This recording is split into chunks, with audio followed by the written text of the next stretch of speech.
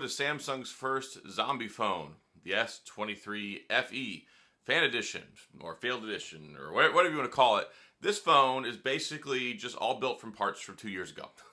But it's slightly different, and I'm going to tell you why in this video. So this is not really my initial review. I've had it for about 24 hours, talked about it in my live stream last night. I got the mint color.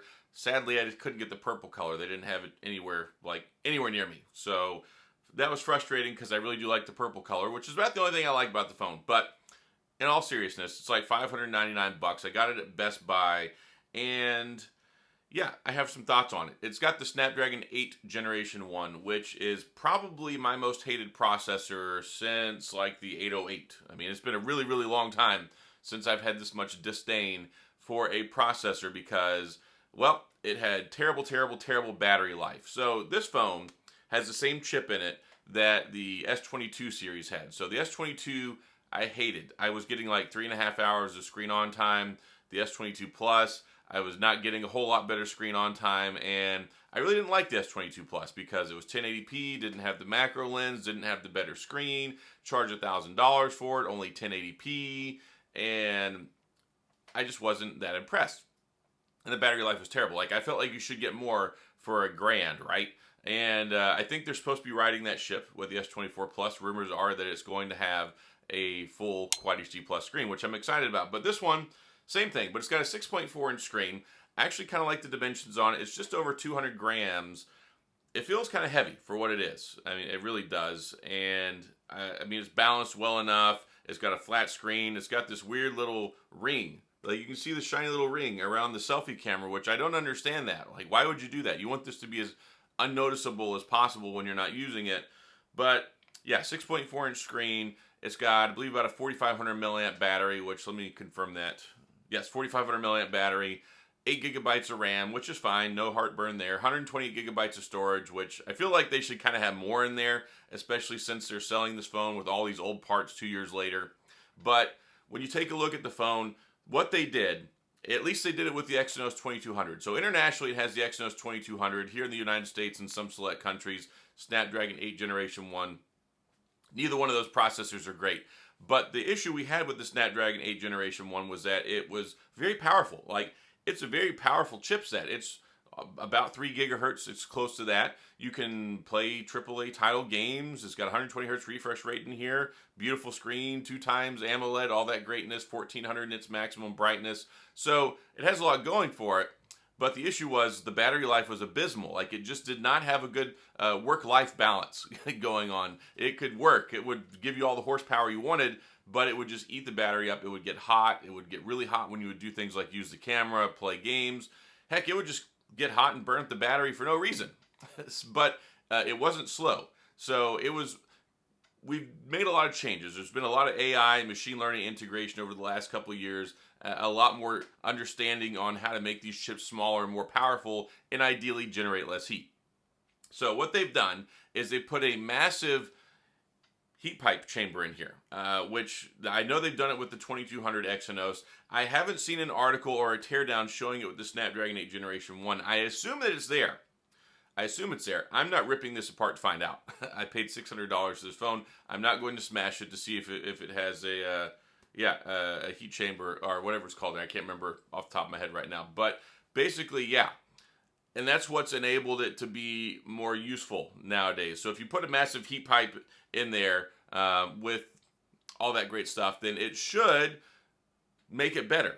But there's only so much you can do to this, right? There's only so much you can do with software. There's only so much you can do with like heat sinks, and just basically what they've done. It basically just put a massive heat sink on it to help wick away the heat whenever it starts to get warm. I don't know how much throttling has been done either. See, the S22 was a very important phone because it got Samsung kicked off of Geekbench for basically lying. So they were spoofing the benchmark test. So what they were doing, and it's funny because a lot of people have these preconceived notions about what is and is not a flagship and a powerful phone. Nobody really was the wiser. So you had the Snapdragon 8 Generation 1. They were throttling basically everything on the phone so slow that it was running like a slower in some instances than a 765. A Snapdragon 765. That was in the Pixel 5. And that rightfully made a lot of people mad because you're spending $1,000 for a phone and you're running it like a 2-year-old mid-tier phone. So that was problematic. They got caught, and the S21 series, the S20 series, I think the S10 series, S22 series, all got kicked off and they got delisted by Geekbench for cheating. So the S23 is back up there, but that's what they were doing, is they were basically throttling everything but the benchmark apps. So they let the benchmark apps run at 100%, but actual stuff that they were running was super throttled. So that's the same chip that we have in here. So yeah, when I saw that it was in there, I'm like, what are you doing, Samsung? Why would you reuse this chip? Why would you not go with the Snapdragon 8 Plus generation one, right? That alleviated a lot of those heat issues, gave us a little better battery life, but still was basically kind of the same performance. So yeah, I've got to test it out. I got to see how it is. I know it's got basically like this massive heat sink in there now, and that's what's supposed to make it better. We'll see if it makes it better. I haven't really watched any reviews on it or talked to anybody who's got personal experience with it. I set everything up yesterday. I've charged it to 100%. I'm going to be testing it out today and tonight to come back. But at $599, a 2-year-old chip, basically 2-year-old cameras, 2-year-old technology across the board, 2-year-old standards, 25-watt charging. It does have USB-C, 25-watt charging. I believe it's got wireless charging. It's got also Gorilla Glass 5. No Victus, no Victus 2, Gorilla Glass 5. I actually don't have heartburn about that because Gorilla Glass 5 is a good balance of still preventing microabrasion scratches, but also shatter resistance. That's one thing that really irks me. Like now with Gorilla Glass Victus, Victus 2, you can basically like bat your eyelash at them and they will get microabrasions on them, but they won't shatter. So I don't mind Gorilla Glass 5 being here, but that's also a cost-cutting measure. Everything about this is all cost-cutting measures. To my knowledge, it has 4 years of operating system updates, 5 years security patches, which is interesting. Very interesting. Because right now, Google is offering 7 years of operating system updates, 7 years of security patches with their new Pixel 8 series phones.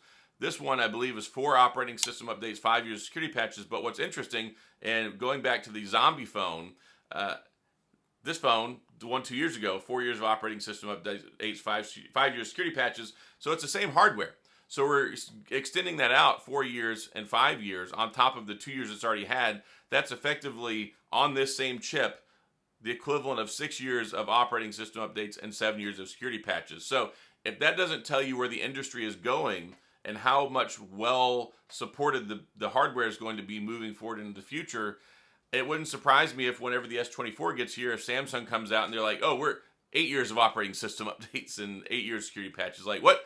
I don't know what the limit will be on the Sky, but I do expect Samsung to have a response to that once the S24 gets here, at least 5 and 5. And I think 5 and 5 is pretty fair. But overall, so far, it's been an okay phone. It's definitely powerful. And it's one thing because people are like, oh, it's a 2-year-old flagship. I don't really have a whole lot of heartburn about that because if you take a look at the benchmarks, the Google Pixel's Tensor G3 on paper is just slightly more powerful than this. And it's a new phone, and this is a flagship chip from 2 years ago. But see, the thing is there hasn't been a whole lot of improvements in speed over the last 2 years. It's mostly been focusing on machine learning, AI, and just stuff like that, which of course, yes, we've got 3 gigahertz processors now. The Snapdragon 8 Generation 2 is 3.36 because it's the Snapdragon for Samsung. But I've actually been very adamant about not buying this phone because I don't believe in the hardware that's in it and the chipset. But at $500, if you can basically get flagship caliber phone, 5 years of support, decent cameras, a decent battery life if it actually turns out to be that way, this kind of takes a position for the Pixel 8 because the Pixel 8 bumped up to $699. It's no longer $599. So there's not really any phone right around that $500, $600 ballpark anymore with kind of flagship criteria. And, well, I think it's priced in a good spot. So if it turns out to be a good phone, it could actually be a pretty decent deal. And I know Samsung's going to have deals. I know carriers will have deals. And we'll see what happens with it. And also, I think it's got a beautiful purple color if you want to go that route. But anyway, I'm going to test it more. But as of right now, I'm not recommending this. I didn't recommend it from the get-go. I bought this purely to make sure that I'm giving you good advice. Because it could turn out to be an okay phone. I don't want to be like, oh, stay away from that. Stay away from the S23 FU edition phone, right? And it could very well be the S23 FU edition phone. But as of right now, I'm going to test it out, see how it is, see if the heat piping or the heat chamber, whatever it is, I just drawing a blank on it, see if it makes much difference. and the battery life and the heat and the things like that, and if they've got any throttling and stuff going on. But we'll see. So this is the zombie phone brought back to life. Basically, it's a 2-year-old phone with a new label on it. We'll see how it goes. So that's all I've got. If you have any questions or comments, of course, please go to the comment section. I'll do my best to get back with you. If you're interested in this phone, if you have thoughts on it, of course, we'll talk about that. If you enjoyed the video, please hit the like and the subscribe button and the little notification bell if you want updates when new videos come out. And as always, thanks for being here. I appreciate you watching, and I'll see you guys next time.